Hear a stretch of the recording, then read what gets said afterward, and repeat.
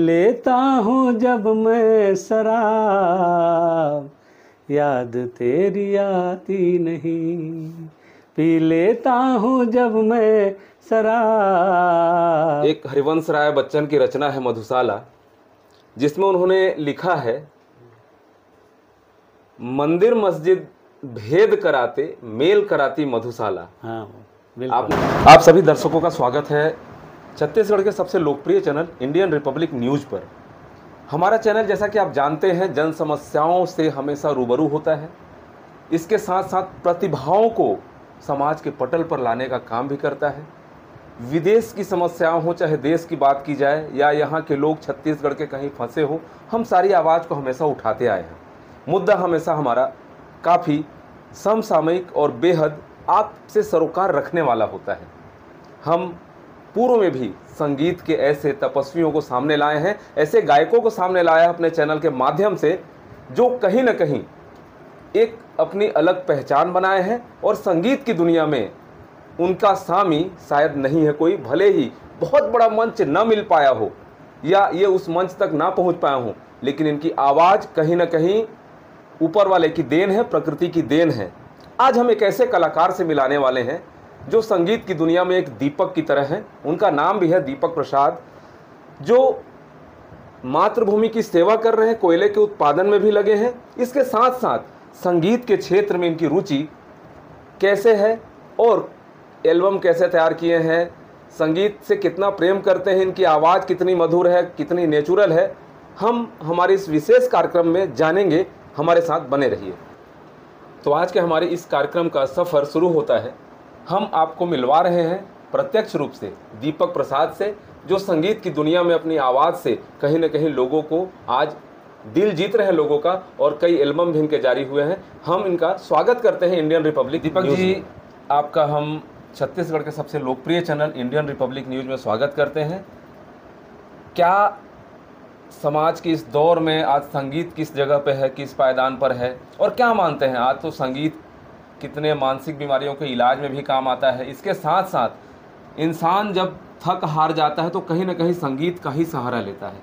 क्या मानते हैं इसे? बिल्कुल सही बात आपने कहा। मैं सबसे पहले IRN 24 न्यूज़ चैनल को धन्यवाद ज्ञापन करता हूं, और छोटे छोटे मुद्दों को हो या बड़े बड़े मुद्दों है, जो भी है, सबको आप प्लेटफॉर्म पे लाते हैं। इसके लिए हम तहे दिल से शुक्रिया अदा कर रहे हैं। जो भी हो, देश का हो या विदेश का हो, सभी अपने प्लेटफॉर्म पे लाकर पब्लिक को रूबरू कराते हैं, या और उसकी समस्या का समाधान भी होता है। आप अगर ना हो तो स्थानीय मुद्दा का समाधान हमको संभव नहीं लगता कि हो पाएगा। आपका बहुत बहुत धन्यवाद दीपक। आपने इंडियन रिपब्लिक न्यूज़ के बारे में लोगों को बताया। आप भी देखते हैं, आप भी हमारे फॉलोअर हैं, भी अच्छे से पता है हमको। और सबसे पहला सवाल मेरा रहेगा, संगीत से आपका मिलन कब हुआ, संगीत की शुरुआत आपने कब की, और क्या मानते हैं आपका जो आवाज़ है कहीं ना कहीं कुदरत की देन है, कहीं किसी तरह का व्यवधान नहीं है उसमें? और दूसरी बात, आप गीत की क्या कहीं शिक्षा ली, कैसे रुचि? शुक्रिया दीपक, आपने इंडियन रिपब्लिक न्यूज़ के बारे में बताया कि हमने जितने भी समस्याओं को आज तक उठाया है, कहीं ना कहीं प्रशासन तक पहुंचाया है, उसे दूर करने में लोगों की समस्याओं को हमारा भी कहीं योगदान रहा है। इसके लिए आपका बहुत बहुत धन्यवाद। अब मैं एक सवाल पूछना चाहूँगा कि आपका संगीत से मिलन कब हुआ, संगीत की शिक्षा आपने ली क्या, या किस तरीके से आप अपने ज़िंदगी में संगीत को, गीत को लाए, और अभी तक क्या कुछ रहा है आपके संगीत के सफ़र में दीपक? संगीत की शुरुआत सबसे पहले हमारे पिताजी गुरु थे रहे हमारे, वही हम मुझे हर जगह जहाँ जहाँ भी वो भजन गाते थे, ज़्यादा जहाँ जहाँ भजन गाते थे हमको साथ में ले आते थे, और बीच में हमको माइक पकड़ाए थे तो बोलते थे बेटा गाओ, और मैं उनके राह पे चला। और स्कूल में भी बहुत सारा हमें प्रोत्साहन मिला। स्कूल में भी मैं हमेशा फर्स्ट आया संगीत में, हमेशा गाते रहा। जब भी गाने का मौका मिला सबसे पहले अव्वल में मेरा ही नाम रहता था, और मैं संगीत में अच्छा खासा रुचि रखा। बहुत सारे स्टेज प्रोग्राम किया। बड़ा होकर ऑर्केस्ट्रा ज्वाइन कर लिया, मैं ऑर्केस्ट्रा में गाने लगा। फिर छत्तीसगढ़ आया, छत्तीसगढ़ में भी मैं बहुत सारे स्टेज प्रोग्राम किया हूँ। बतौली में किया हूँ, सूरजपुर किया हूँ, अंबिकापुर किया हूँ, उधर परसा, उदयपुर, गरगोड़ा, कोरबा सभी जगह में प्रोग्राम दिया हूँ और मेरा अच्छा खासा इसमें आशीर्वाद मिला है लोगों से और आज भी मैं जारी रखा हूँ, उसे मैं भूलता नहीं हूँ। संगीत मेरा रग रग में भरा हुआ है, मैं जो भी गाता हूँ दिल से गाता हूँ। और सबसे बड़ी बात है कि मैं जो भी आज के डेट में एल्बम निकाल रहा हूँ वो ज़्यादातर मेरा ही सिंगिंग है, मेरा ही लिरिक्स है, मैं खुद लिखा हूँ, अपनी म्यूजिक कंपोज करवाया हूँ और उसे गाया हूँ। आपने संगीत की तालीम कहीं से ली थी या यूं ही पिताजी संगीत से प्रेम किया करते थे, उन्होंने आपको गाने के लिए कहा? संगीत से कैसा लगाव रहा है? आपको तो काफ़ी मेहनत करनी पड़ी होगी, क्योंकि रियाज करना, इतना संगीत के करीब उसे जानना, माँ सरस्वती की कृपा भी चाहिए, आपकी आवाज़ भी बेहतरीन है। क्या मानते हैं तालीम को लेकर, और अभी तक संगीत का सफ़र आपका कैसा रहा दीपक? संगीत का सफ़र पहले तो मुझे प्रोत्साहित के रूप में भैया थे, बड़े भैया थे, पिताजी थे, उनसे मिला। उसके बाद माँ सरस्वती का देन कहिए जो हमारे ऊपर कृपा हुआ। मैं कहीं शिक्षा दीक्षा इसका लिया नहीं हूँ, मैं जो भी हूँ ओरिजिनल हूँ और माँ सरस्वती की कृपा है। उन्हीं के कृपा से मैं आज तक जो भी गा रहा हूँ बस उन्हीं को आराधना करता हूँ और उसी से हमें ये प्रेरणा मिली है कि आप संगीत के क्षेत्र में रहिए, आपको सफलता मिलेगी। और मुझे लोगों से बहुत आशीर्वाद भी मिल रहा है जिससे मैं आज इस क्षेत्र में टिका हुआ हूँ।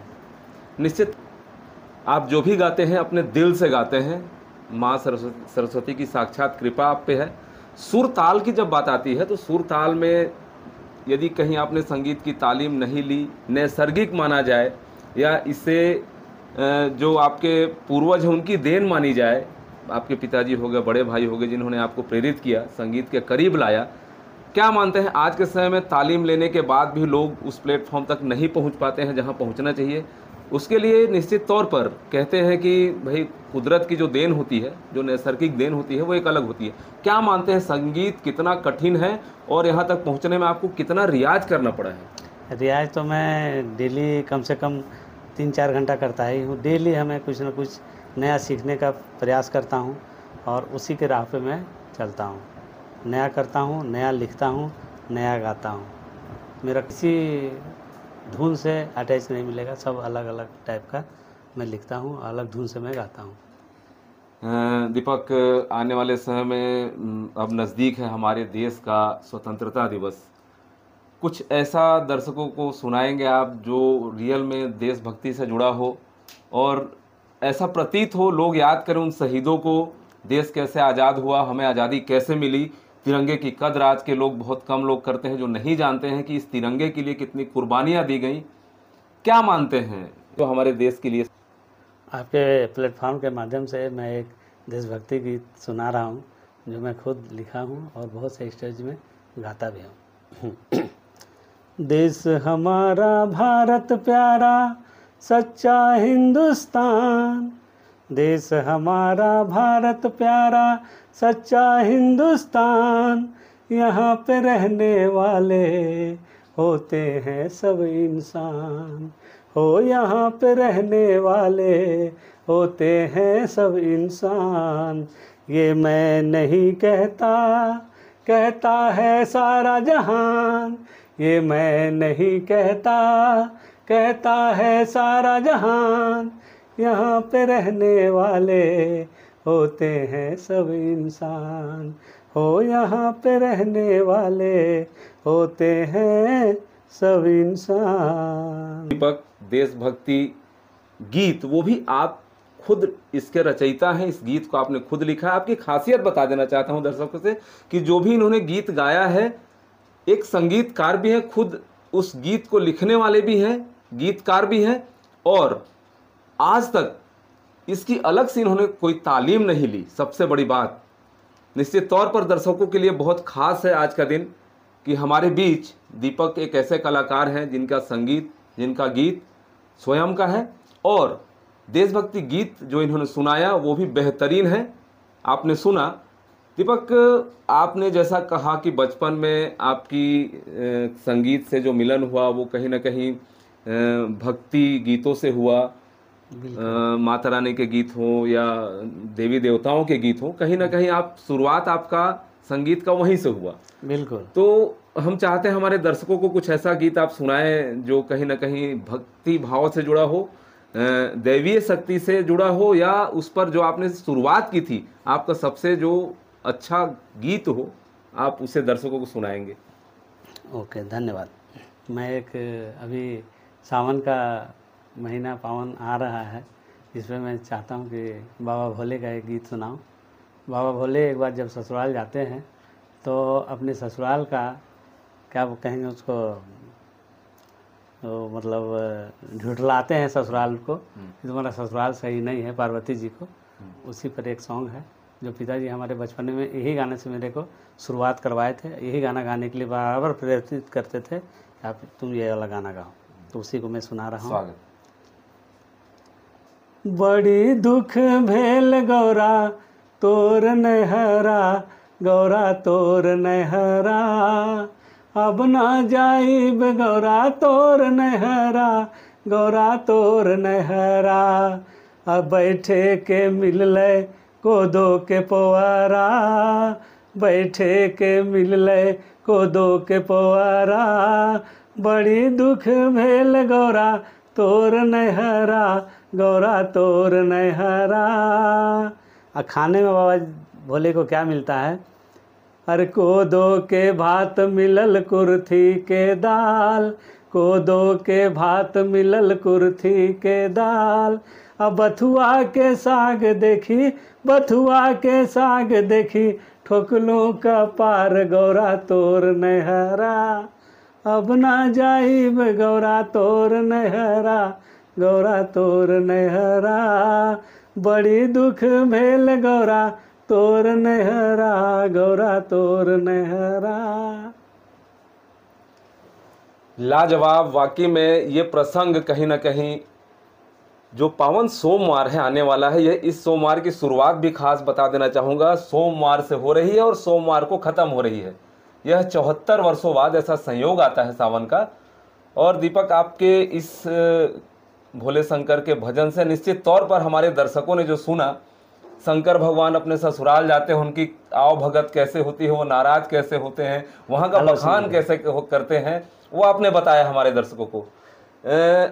दीपक, आप जैसा कभी रील भी बनाते हैं, जब डिजिटाइजेशन हुआ है हिंदुस्तान का, आप रील बनाते हुए दिखते हैं, यूट्यूब में भी नजर आते हैं आपके। अभी तक कितने एल्बम जारी हुए हैं? कुछ रोमांटिक हमको बताएंगे और एल्बम के बारे में बताएंगे। अभी तक कितने एल्बम आपके जारी हुए हैं? अभी तक एल्बम मेरा 20 लगभग कंप्लीट हो चुका है। जी। और करीब 25 ठो में अभी सॉन्ग मेरा कंप्लीट है जी। वीडियो नहीं बनने के कारण मैं यूट्यूब में लोड नहीं कर पाया हूँ। जी। बहुत जल्द वो सब सॉन्ग जो है वो आएगा। अर्थात हमारे दर्शकों तक बहुत जल्द आपके कुछ ऐसे गीत भी आएंगे जो अभी लोगों ने नहीं देखा है। हाँ। निश्चित तौर पर लोग उसका आनंद लेंगे। बिल्कुल। एक दर्शक चाहते हैं हमारे कि आप एक रोमांटिक सॉन्ग जो सबसे अच्छा मानते हैं आप, जिसे जो कहीं ना कहीं मूड एलिवेट कर दे, वैसा कुछ गीत सुनाएंगे। एक अभी मेरा एल्बम आने वाला है, शराब पे मैं लिखा हूँ, रोमांटिक सॉन्ग है।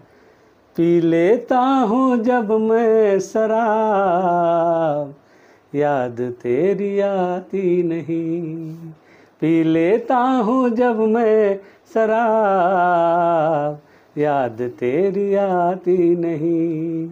लोग कहते हैं इसको खराब, लोग कहते हैं इसको खराब, इसके जैसा कोई नहीं, पी लेता हूँ जब मैं शराब, याद तेरी आती नहीं।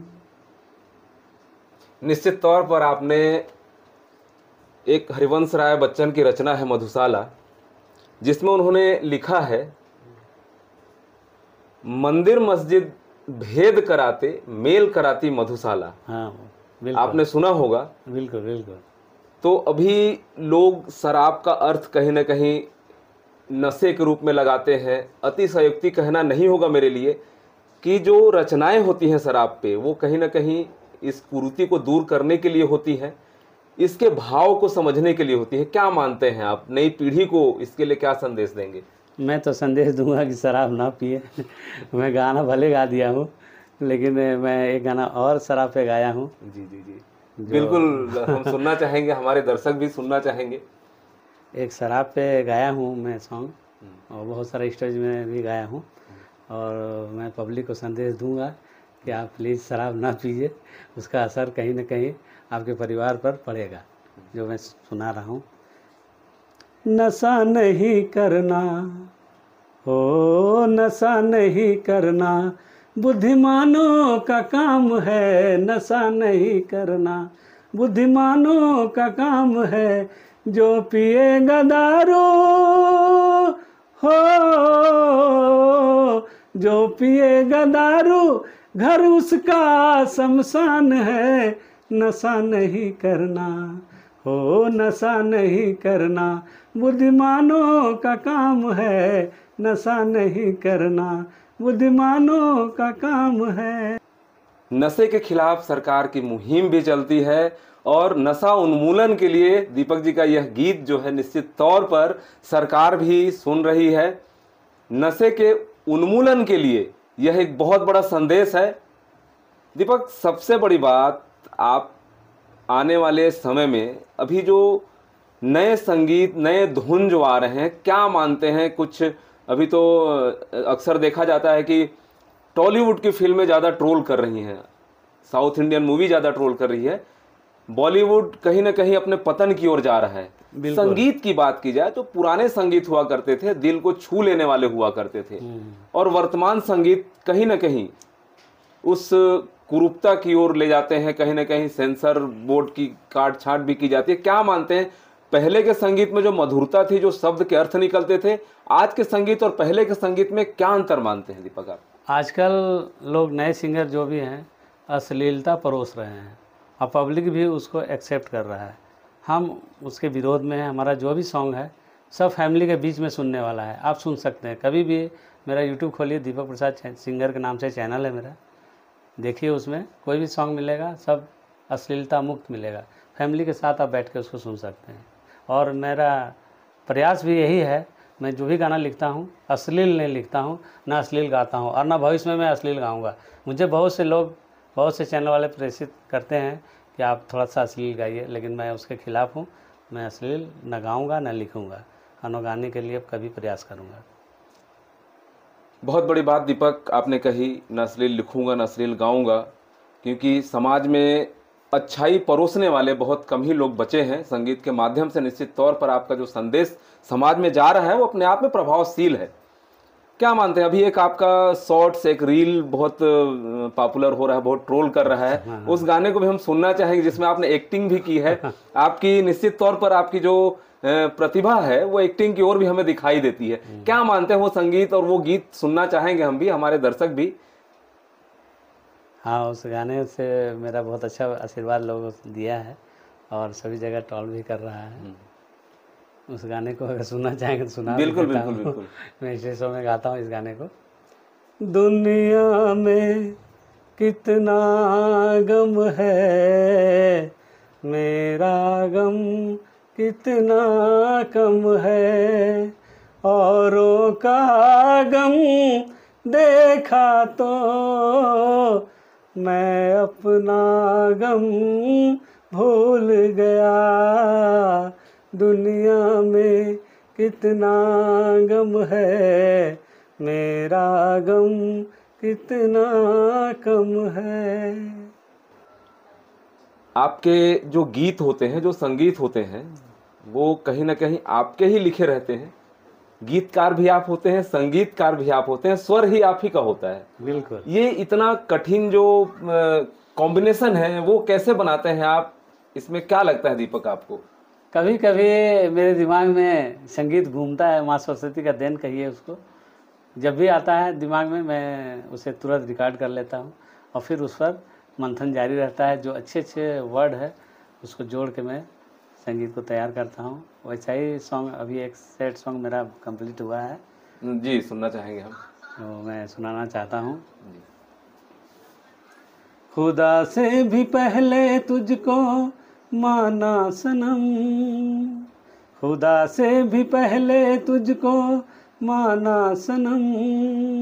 खता क्या हुई मुझसे बताओ सनम, खता क्या हुई मुझसे बताओ सनम, जैसा तूने कहा था निभाए थे हम, जैसा तूने कहा था निभाए थे हम, खता क्या हुई मुझसे बताओ सनम, खता क्या हुई मुझसे बताओ सनम।